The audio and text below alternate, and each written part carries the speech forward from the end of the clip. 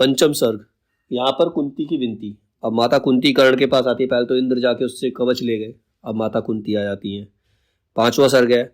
आहट पाकर जब ध्यान कर्ण ने खोला, कुंती को सम्मुख देख वितन हो बोला। पद पर अंतर का भक्ति भाव धरता हूँ, राधा का सुत मैं देवी नमन करता हूँ।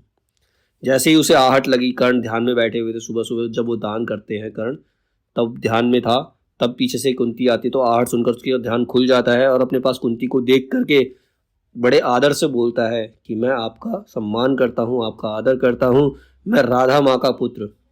मतलब अपनी माता को राधा को बताता है, देवी मैं राधा माँ का पुत्र आपको नमन करता हूँ।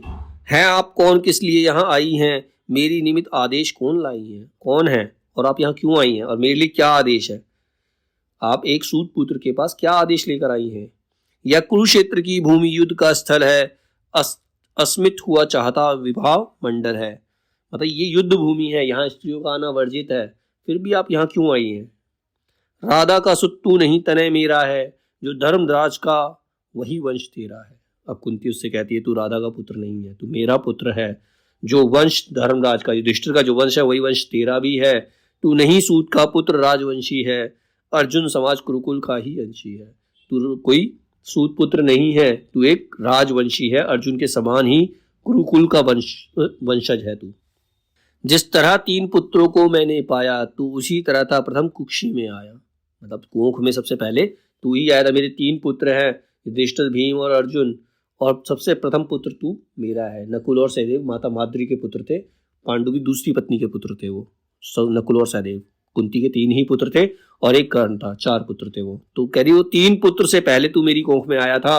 पा तुझे धन्य हुई गोद यह मेरी, मैं ही अभाग्नि प्रथा जननी हूँ। कह रही ये गोद तुझे पाकर मेरी धन्य हो गई, मैं ही अभागन हूँ जिसने तुझे जन्म दिया है, जो तुझसे जन्म देकर तुझे अलग कर दिया।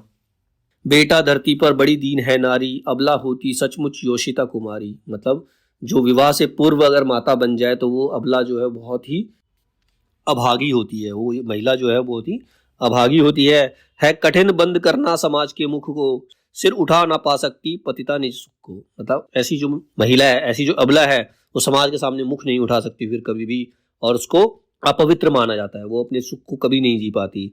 उस पर भी बाल अबोध काल बचपन का, सूझा ना शोध मुझको कुछ और पतन का। मंजूषा में धर तुझे वज्र कर मन को, धारा में आए छोड़ आई हृदय के धन को। कहती है कि मैं जब बच्ची थी, मतलब वो बड़ी नहीं थी, अब अबोध थी, वो मेरा बचपन था, फिर भी मुझे कुछ नहीं सूझा। मैं फिर तुझे मंजूषा में, संदूक में बंद कर अपने मन को वज्र के समान दृढ़ कर तुझे धारा में छोड़कर आ गई, अपने हृदय के धन को, मैं अपने हृदय के धन को, मतलब अपने पुत्र को धारा के अंदर छोड़ आई।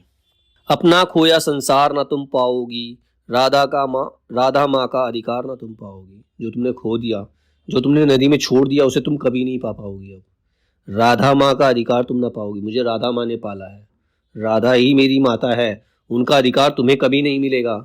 छीनने स्वत उसका जो तुम आई हो, पर कभी बात यह भी मन में लाई हो। तुम आज जो मुझ पर अधिकार जमाने आई हो, तुमने बचपन में मुझे छोड़ दिया, एक छोटे शिशु को छोड़ दिया जिसको उसने पाल पोस कर बड़ा किया, राधा माँ ने। तुम क्या सोच कर आई हो? तुम क्या, तुम्हारे मन में कभी ये बात आई, उसको सेवा तुमको सुकृति प्यारी है, तुम ठकुरानी हो वह केवल नारी है।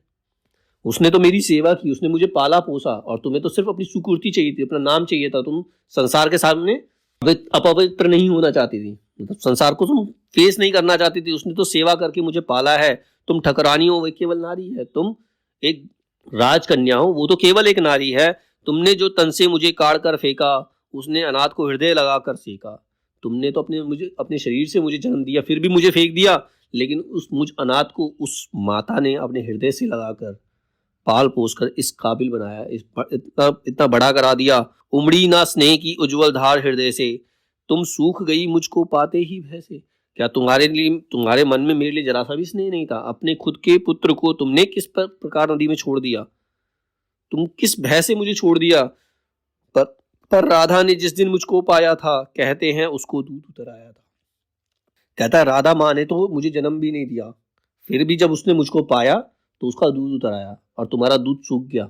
मेरे को जन्म देकर भी तुम्हारा दूध सूख गया, और उस माँ ने जब मुझे पाया, मुझे पाला, तो उसका दूध उतर आया। तुमने जन कर भी नहीं पुत्र कर जाना, उसने पाकर भी मुझे तनय निज माना। तुमने तो मुझे जन्म दिया फिर भी अपना पुत्र नहीं माना, तुमने तो मुझे जन्म देकर भी अपना पुत्र नहीं माना, और उसने मुझे केवल पाकर, नदी से एक बालक को पाकर अपना बेटा मान लिया उसने। अब तुम ही कहो कैसे आत्मा को मारूं, माता कह उसके बदले तुम्हें पुकारो। अब बताओ मैं अपनी आत्मा को कैसे मारूं, उसकी जगह मैं तुम्हें कैसे माता कह सकता हूं। अर्जुन की जननी मुझे ना कोई दुख है, ज्यो तो मैं भी ढूंढ लिया निज सुख है। जब भी पीछे की और दृष्टि जाती है, चिंतन में भी यही बात नहीं आती है। कह रहा लेकिन मुझे तुमसे कोई शिकायत नहीं है, तुम अर्जुन की जननी हो, मुझे भी कोई दुख नहीं है, मैंने अपना सुख ढूंढ लिया है, मैंने अपना सुख खुद ढूंढ लिया है।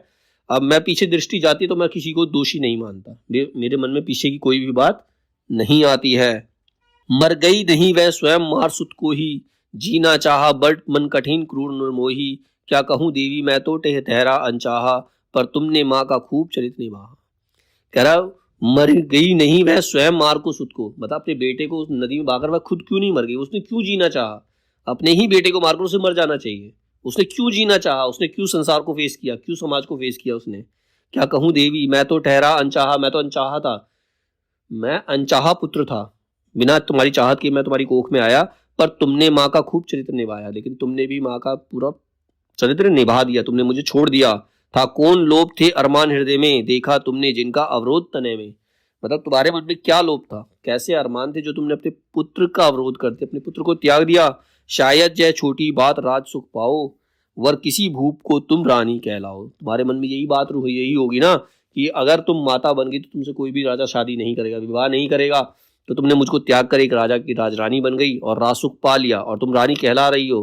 तुम्हारे मन में यही लोभ था, सम्मान मिले यश बढ़े वधुमंडल में, कहलाओ साध्वी सती वाम भूतल में, तुम एक साध्वी और सती कहलाओ, यही लोभ तुम्हारे मन में था। पाओ सुत भी बलवान पवित्र प्रतापी, मुझसा अधजन्मा नहीं मलिन परितापी। तुम्हें ऐसे पुत्रों की जरूरत थी जो बलवान हो, पवित्र हो और जो तुम्हारी विवाह के मन चाहे पुत्र हो। मुझ जैसा मलिन अधजन्मा पुत्र तुम्हें नहीं चाहिए था। तुम दान दान रट रही किंतु क्यों माता, पुत्र ही रहेगा सदा जगत में दाता। तुम दान दान क्यों रट रही हो माता, एक पुत्र ही हमेशा जगत में दाता रहेगा, पुत्र अपनी माँ को सब कुछ देगा। दुनिया तो उससे सदा कब सभी कुछ लेगी, पर क्या माता भी उससे नहीं कुछ देगी। कहता दुनिया ने तो मुझसे सब कुछ ले लिया, भगवान इंद्र ने भी मुझसे मेरा कवच कुंडल मांग लिया, सब ने सब कुछ लिया, पर क्या एक माता भी कुछ नहीं देगी, एक माता भी मुझसे कुछ लेने आई है।